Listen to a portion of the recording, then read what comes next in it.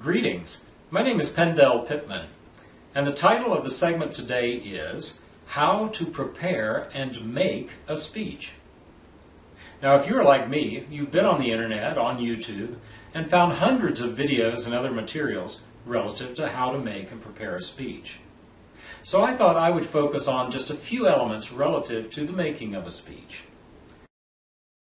Today we will briefly look at 5 objectives: how to work with the perils of stage fright, how to ready oneself for speaking, how to prepare in a specific venue, how to prepare your speech notes, and how to speak like a famous pro.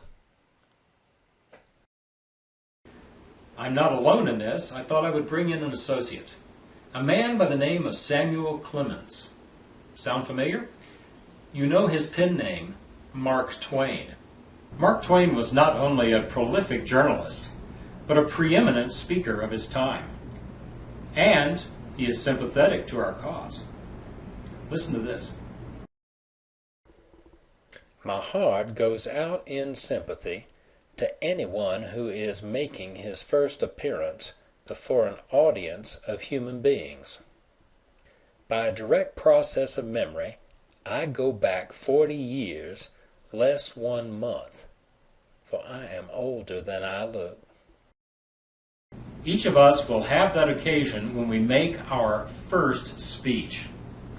Mark Twain recounts his first speech and what he did to galvanize himself into action so that stage fright would not conquer him.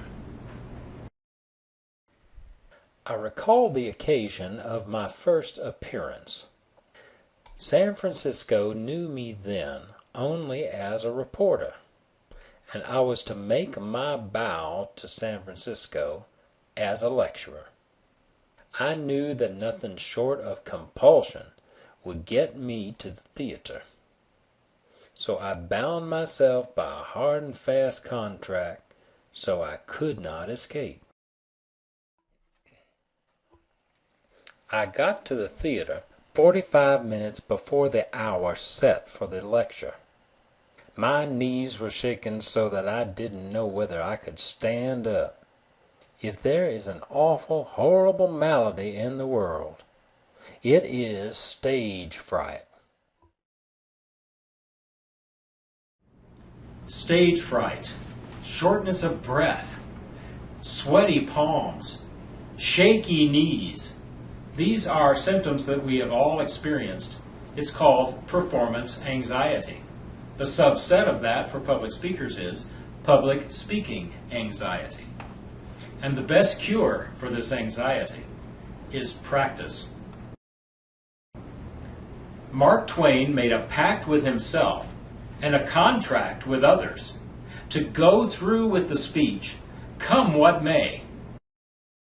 When I arrived, it was dark and lonely behind the scenes at that theater.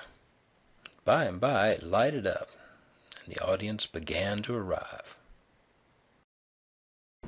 Mark Twain got to the theater 45 minutes in advance of his speech, so that he could experience himself and his speaking in the context of the theater. He walked the darkened theater. He surveyed the stage. He tested his voice in the space in which he was speaking. He spoke to the last row, not the front row. By the way, have you ever noticed how someone at the beginning of a talk in a large room without a microphone will shout to the back, "Can you hear me back there?" And afterwards their voice drops to normal, and that was the last word that the back of the room ever heard. Mark Twain took the time to become accustomed to the space in which he would be speaking. At last I began. I had the manuscript tucked under a United States flag in front of me where I could get at it in case of need. But I managed to get started without it.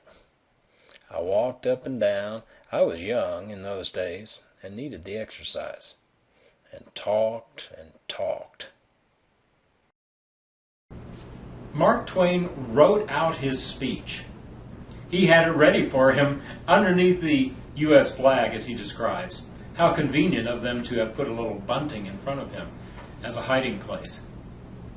He never needed to use that speech once he began to roll.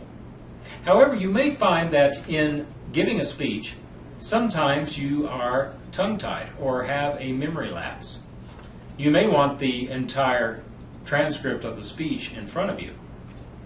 However, for me, main points written on a piece of paper are easier to find than a full transcript.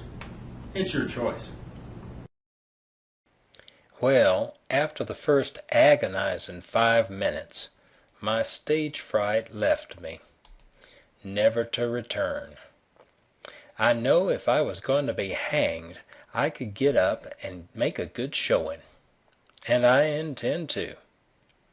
But I shall never forget my feelings before the agony left me.